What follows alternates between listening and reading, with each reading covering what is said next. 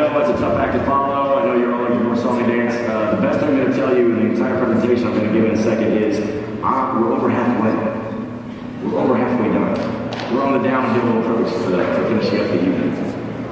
It's my pleasure to be here tonight, and I'm really excited to come up from West Palm Beach and be at this exciting event. I am just a volunteer, and it's always exciting when I get called on to come serve fraternity functions.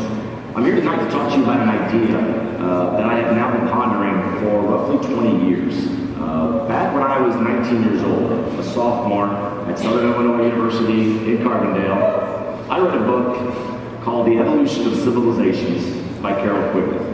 Now don't worry, I don't have enough time. This isn't a full book report. I'm not going to dive into everything that goes on in this very long book. But there was an idea that I read in this book that I want to share with you and talk to you guys about, and hopefully you'll walk away with the same kind of question that I have. Now to give you some background, Carol Quigley has an impressive resume. He did his undergraduate through PhD at Harvard, went on to teach at Harvard, went on to teach at Princeton, and then for 35 years, he was a teacher at Georgetown University.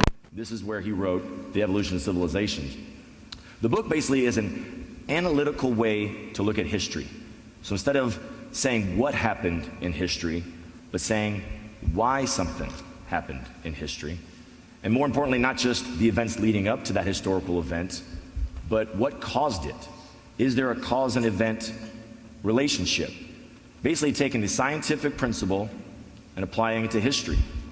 Will A plus B always equal C? One of the theories he lays out in the book is what I've come to call as instruments to institutions. So he basically said organizations all start in one way. They start as an instrument. Now, an instrument is defined as a social organization that is fulfilling effectively the purpose for which it arose. So think of the American Cancer Society. Why was the American Cancer Society founded? We don't need to read the Wikipedia page, right? Cure cancer, right? That's why it was founded. So over time, though,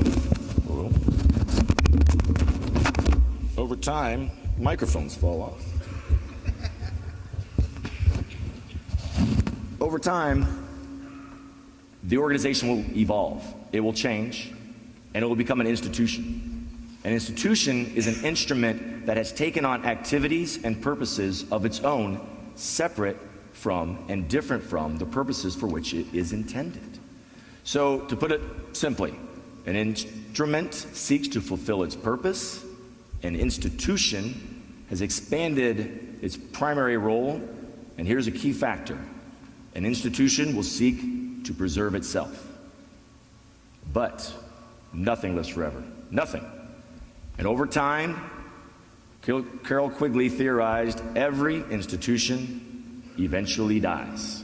It might take years, it might take decades, it might take centuries.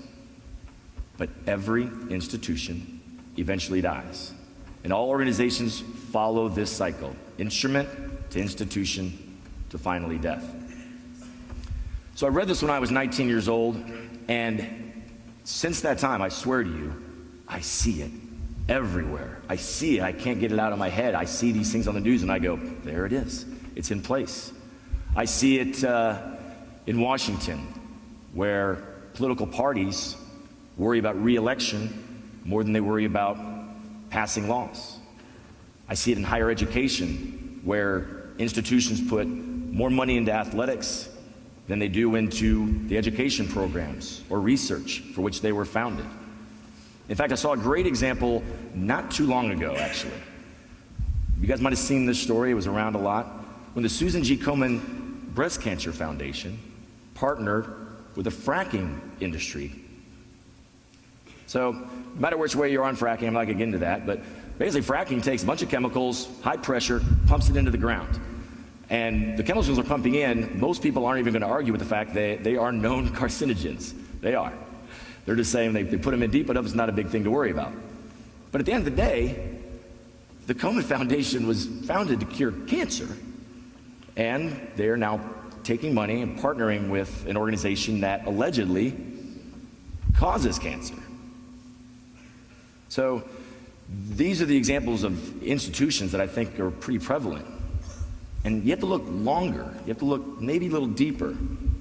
but there are instruments out there too. I saw one, for example, not very long ago, and it doesn't quite fit your normal model, but I definitely saw it and went, oh, definitely an instrument. There's a guy named Moxie Marlinspike. Anybody heard of Moxie? No IT guys here? So Moxie, guys, I'm not gonna lie to you, I was a little scared to actually put him in here. Moxie is a hacker. He is a hacker, he's a code writer. And he doesn't like the fact that the NSA and the government can read your messages, your texts. And he went out and decided he wanted to write an encryption that was unbreakable. And he realized as he was trying to write this encryption that was unbreakable, the only way to do it was to write it so nobody had the key, not even him. True peer-to-peer messaging. So when the NSA would go to the service provider and say, we want all the message records, they could say, we can't give them to you, we can't encrypt them, we can't decrypt them. So Moxie had this idea, he had the code, but he also realized there was no way that he could get his own message out there. He was one hacker, one code writer. He wasn't going to wait around and tackle iMessage or whatever Facebook's pumping out these days. So what did he do? He put it up for free. He open sourced it. He let anybody who wanted the code use the code. And guess what? Smart entrepreneurs did just that. They took pieces, parts, some of it, all of it, put it into their own messaging devices, into their own codes. And guess what? One of those companies using the Moxie code was purchased by Facebook for close to $19 billion. Moxie got $0. But his goal of one day, all of us messaging each other privately, conveniently, without anybody ever to look at him, his goal, not even mine, his goal is achieved. He's an instrument. So, I'm not here to tell you which one is right or wrong. I hope you don't think the examples I gave were biased, and I hope you don't think that I was saying one of those other groups was inherently wrong or incorrect. Because at the end of the day, Carroll Quigley wrote this book in 1961 in an academic setting. And I realized in the real world, it doesn't work that way. Politicians have to get reelected. You don't become president of the United States if you don't win your first freshman congressional race again. And institutions of higher education cannot walk away from the sheer amounts of money they can make on athletic programs. Money that goes into not only fund more parts of the school, but make even greater exposure for the university, drawing even more students and even more relevance to it. And as much as it might confuse me, I do know we are not going to cure cancer unless we spend a whole lot of money on it. And we got to find every penny we can get. At the same time, I think, God, what could Moxie have done with $19 billion? I mean, here's a thoughtful hacker. What could a guy like that do? What products could he have thought of? What products could he have invented with $19 billion? So, I give you these examples, but in my mind, I'm hoping you are right now thinking of probably the most obvious examples. Your own campus, your own Greek systems, your own chapters, even yourself. Hopefully these examples are kind of popping in your head of instrument or institution. But you don't need to take my word for it. I'm going to tell you it's relevant. It fits. Because the reason I know this, the reason this has stuck with me for over 20 years is because when I read this book when I was 19 years old, I also just happened to be a sophomore pledging my fraternity. And as I was reading this book and the many, many examples that Carroll Quigley gives of instruments becoming institutions and failing, armies, civilizations, countries, one of the examples he gave was fraternities. He said, we see fraternities established to promote fellowship among students with the passage of time become vested institutions serving to destroy fellowship by dividing the students into uncordial and competitive cliques to the jeopardy of real academic goals.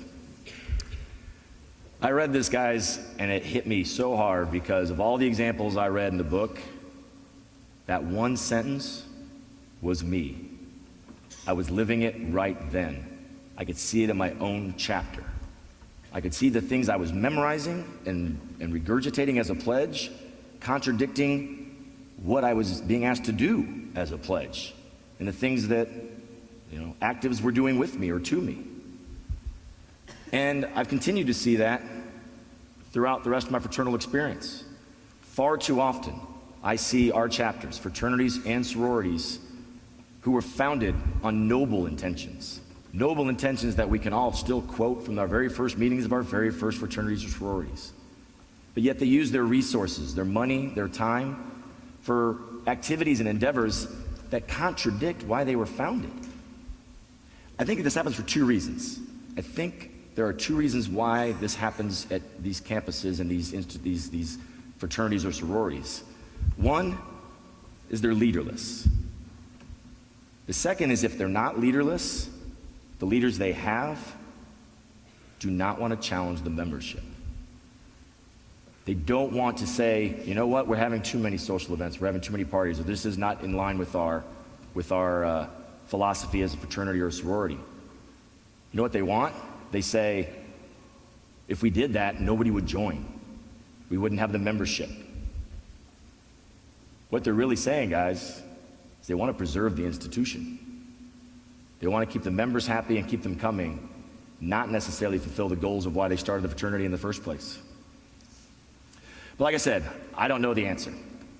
I wish I did. I wish I'd come here today and give you guys the silver bullet to go back. But the truth is, I don't think there is an answer. I think things grow. I think things evolve. But I do think, even though I've been pondering this for 20 years, it's that question that is the most important thing. You must be mindful of the evolution from instrument to institution to make sure you know exactly where you are and what you are doing. In fact, if I ever write a book, like many of the people before me, if I ever write my Carol Quigley book, I think it's going to look more like this. I think you have to balance the needs of the fraternity and the sorority with the active members, but you as the leaders need to make sure you never lose sight of why you're there in the first place. You must make sure that you go back to your chapters, you go back to your Greek systems, and work as a whole to make sure that there's a balance between the instrument and the institution. In fact, my sole purpose from leaving sunny West Palm Beach, Florida to come to Indianapolis is so that hopefully this moment will happen, that one day you'll be back on your campuses, that you'll be in, whether it's an IFC or an NPC or your own individual chapter meeting, you will be in a planning meeting. You will be in an organizational meeting. And the discussions of activities and resources and what we're going to do is going to come up. And you're going to see it. And you're going to say, this is it. This is that moment that guy in Indianapolis talked about. This is that moment. And at that time, you will say, are we an instrument or are we an institution?